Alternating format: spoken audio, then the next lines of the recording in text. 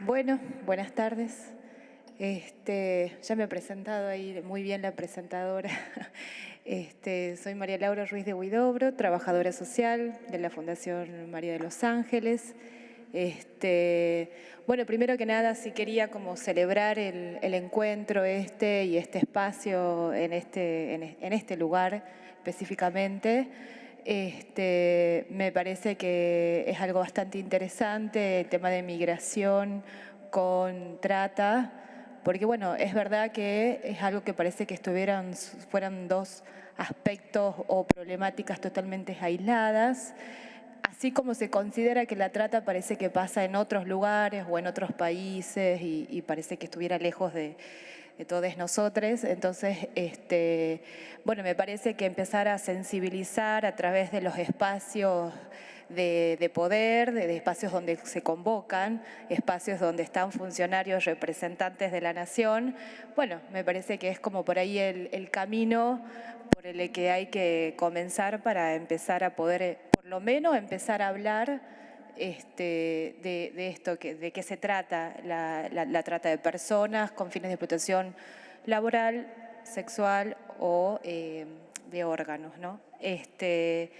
En ese sentido, sí me parece importante decir que como la trata como delito, sí afecta, como había explicado recién mi compañera, en relación a cómo atraviesa las subjetividades, no solo desde el cuerpo, sino también a nivel psíquico y psicológico. Digo, bueno, acá hay una compañera específica, creo que ella va a ser más representativa, ¿no? Pero bueno, de este lado, por ahí de los profesionales quienes acompañamos en todo este proceso, sí me parece importante que los abordajes, y esto sí va, me parece, de alguna manera a los profesionales y a las personas que intervienen o que pueden tener contacto, ¿no?, con estas situaciones, que los abordajes o las intervenciones estén pensadas desde una perspectiva de género, ¿no? Porque si no seguimos hablando de que todo el tiempo el tema de las violencias, pero cuando vamos a entrevistar a una mujer, lo había dicho recién la otra compañera, cuando vuelve al barrio sigue siendo la prostituta que se fue porque quiso. Entonces, los profesionales que intervengan sí tienen que ser desde una perspectiva de género, y esto me parece que la Fundación es bastante directiva y exigente con este tema. Y sobre todo, desde qué lugares o desde qué paradigmas o desde qué posiciones nos paramos para hacer las intervenciones. Entonces, me parece que los ejes como la participación, la autonomía y la independencia tienen que ser ejes que atraviesen toda la intervención o todo el proceso de asistencia integral a las personas que han sido víctimas de este delito. Porque es un delito que avasalla con la autonomía, que avasalla con la libre determinación, que avasalla con la voluntad, desde las distintas formas de manipulación, de sometimiento. Entonces me parece que desde estos marcos conceptuales que parecen como si fueran algo muy lejano, pero son en la práctica concreta, es algo que permite que no solo las prácticas profesionales sean liberadoras, sino que con el trabajo con la otra persona sean prácticas transformadoras. Y las prácticas transformadoras tienen que ver con los cambios que podamos ir generando en este proceso de elaborar nuevos proyectos de vida que recién hablaba mi compañera, digamos. Entonces, la elaboración de un proyecto de vida no es que algo que se resuelve y ya está, y lo resolvemos en, no sé, en poco tiempo. Tiene que ver con una multiplicidad de factores. No solo tienen que ver con las políticas públicas, recién hablaban las senadoras en relación a la disponibilidad de recursos que hay específicos para este delito. Bueno, todavía es una lucha. Hasta ahora no es algo de prioridad de las políticas públicas, entonces siempre que se necesitan recursos, porque no solamente tiene que ver con el rescate, o sea, no solamente tiene que ver a la hora de ir a un determinado allanamiento, sino que después viene el después. y el después es largo, y el después puede ser toda la vida, digamos. Entonces, el toda la vida es decir, no, la reinserción social no tiene que ver con, bueno, ahora ya tiene un trabajo. Bueno, ¿cómo se hace para conseguir un trabajo? ¿Sobre qué trabajamos? Se habla mucho del tema de la autonomía y de los proyectos de microemprendimientos. Bueno, ¿cómo se sostiene un emprendimiento desde la economía social, desde la economía popular, desde la economía familiar, en un sistema donde, ¿cómo se sostiene en el mercado una emprendedora? ¿No? Digo, o sea, hay que generar todas las condiciones, no solo de recursos, sino también institucionales y de articulación.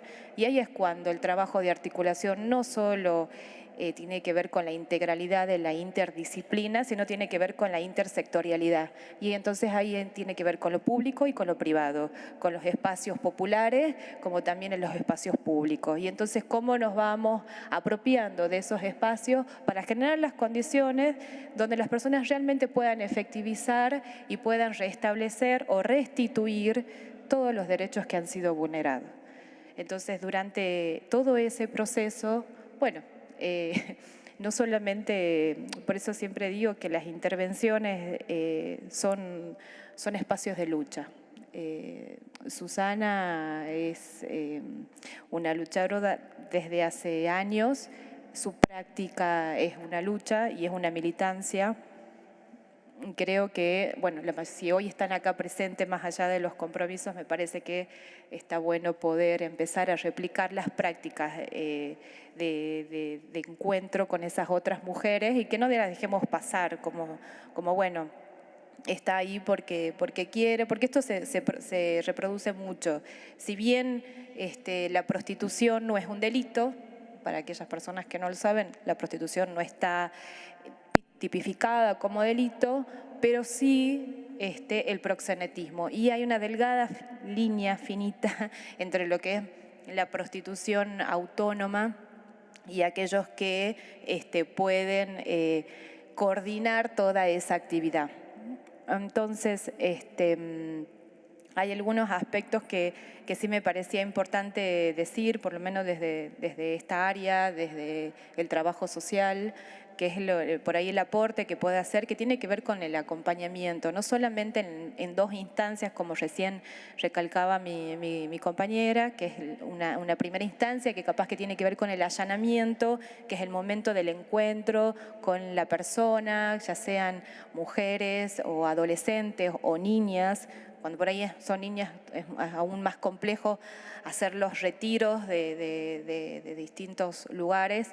Nos ha tocado estar en un allanamiento de niñas y adolescentes donde la explotadora era la abuela. Entonces, es complejo. Digo, no es que las víctimas después pueden decir, no, sí, yo fui víctima y el otro o la otra persona me explotaba. No es tan consciente.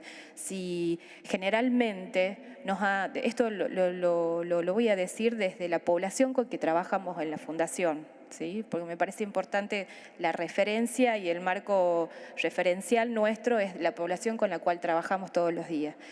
La mayoría de las chicas, las personas que habilitan a la prostitución, viene de la familia. Entonces, la mamá, la abuela, el tío, la tía, el vecino, la amiga, la vecina que le ofreció un laburo, que le ofreció viajar por un laburo o por un trabajo, qué sé yo, empleada doméstica o en algún bar, o de ir a trabajar de modelo. Digo, son esos ofrecimientos. En esta pandemia, desde ya, ¿cuánto vamos? ¿2 años? ¿3? Desde que comenzó, la Fundación ha recibido muchísimos casos de adolescentes y de jóvenes que son captadas por las redes sociales.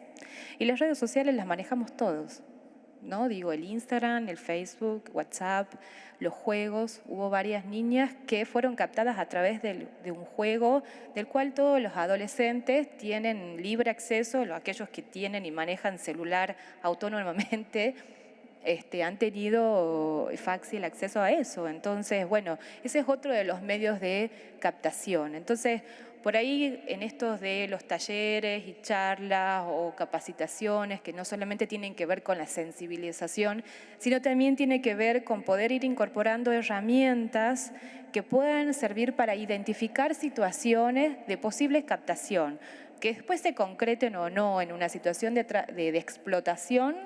Bueno, eso es otra cosa, pero el delito se configura con la primer contacto, o sea, si hay un contacto con el momento de la captación, ya está considerado el delito. Entonces, sí está bueno poder estar atentos o atentas, qué sé yo, a los ofrecimientos. Siempre decimos la importancia de comunicarnos, ¿no? Si voy a una entrevista de trabajo, comunicarle, si no es a mi familia, a una amiga, a un pariente, a quien yo le tenga confianza, de poder decirle a dónde voy, con quién voy, a dónde me reúno, a qué hora.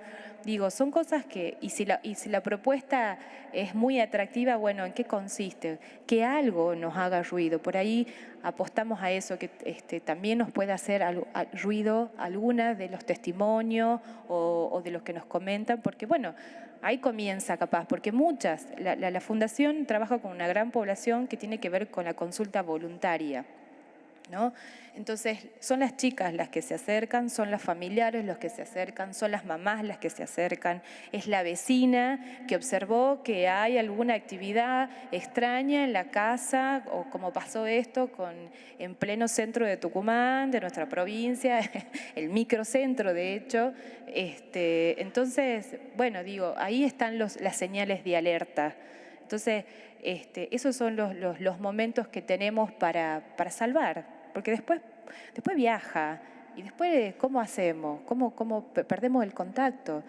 Las otras formas de captación que surgieron mucho también fueron a través de, no solo de las redes, sino de las relaciones amorosas, o sea, adolescentes, porque las situaciones de vulnerabilidad o los contextos de vulnerabilidad que en la primera parte de un allanamiento y también como parte del proceso de intervención integral, la definición o poder tener claridad de la historia de esa persona va dando cuenta de determinados factores que determinan las situaciones de vulnerabilidad que la llevan a una persona a una posible que sea víctima de trata de personas, ¿sí? Porque no es que casualmente esa persona terminó siendo víctima. Hay todo un contexto y hay toda una historia que viene y que trae esa persona, que es identificada por los captadores. Entonces eso son situaciones que a las mujeres nos ponen en algunas situaciones más de vulnerabilidad que otras.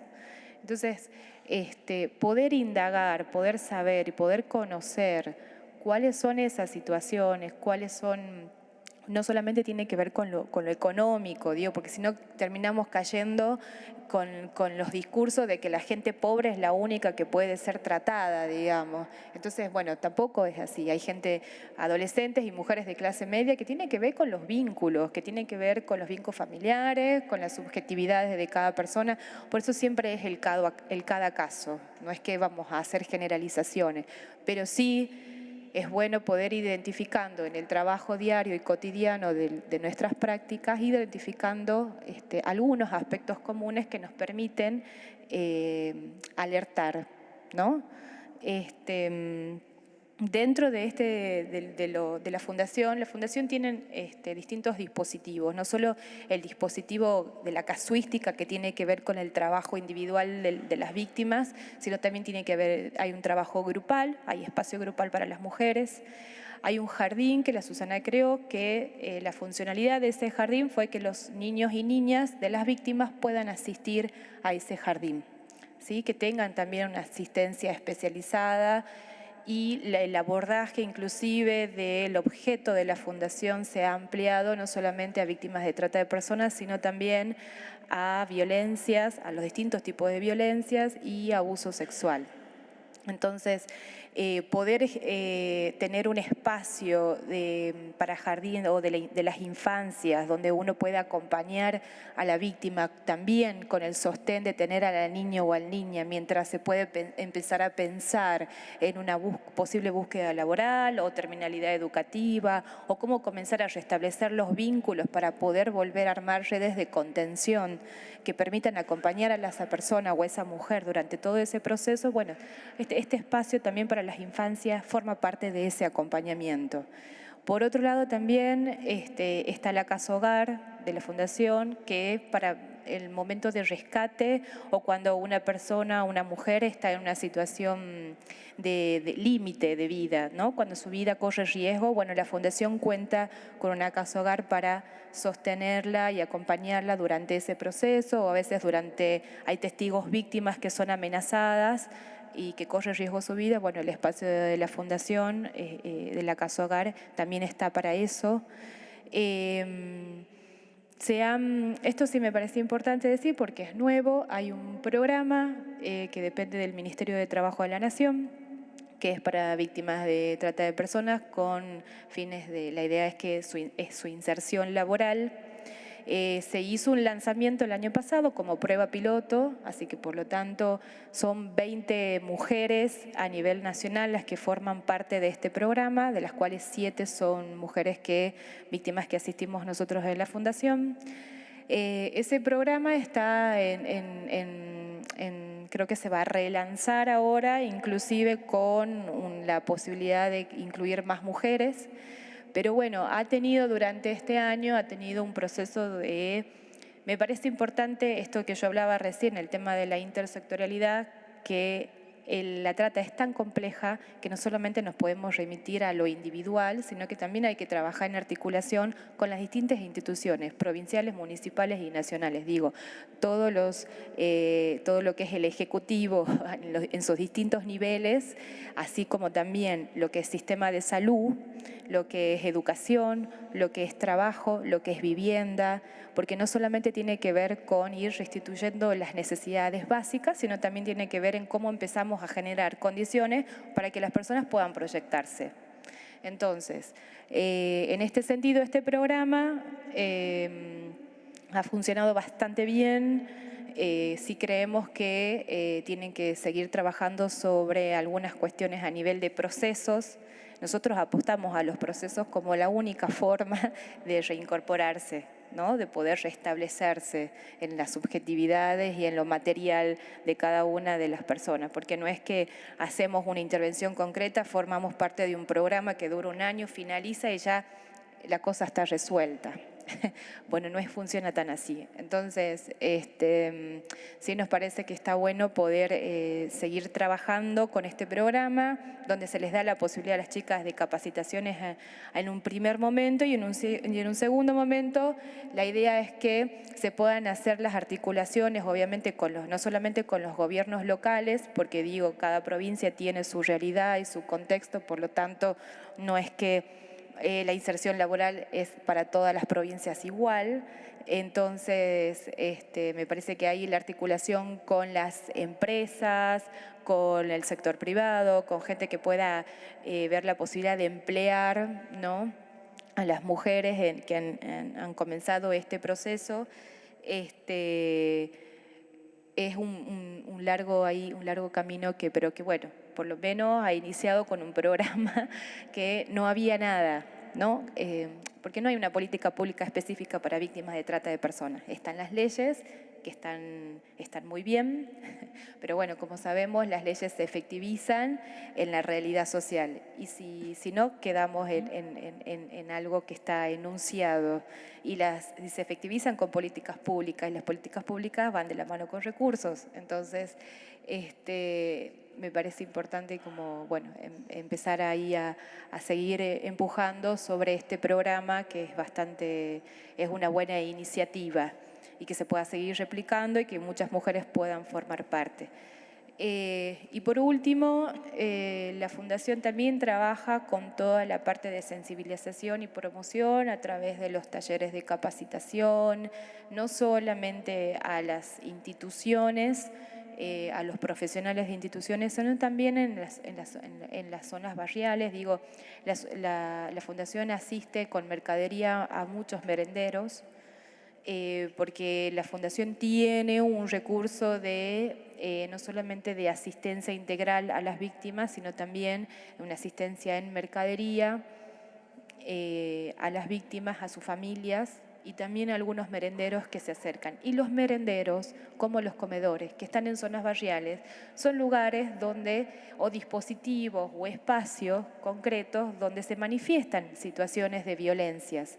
Entonces son estos mismos referentes que después se acercan a la Fundación a hacer consultas o inclusive a llevar víctimas para que puedan ser acompañadas por un equipo. Entonces me parece que también esos son los espacios importantes en que por ahí las instituciones hay dificultades para llegar, y los espacios territoriales y locales son también estos espacios de comerodes y merenderos, son lugares donde pueden identificar este tipo de violencias. Así que bueno, muy agradecida por la escucha y por la invitación y por este espacio.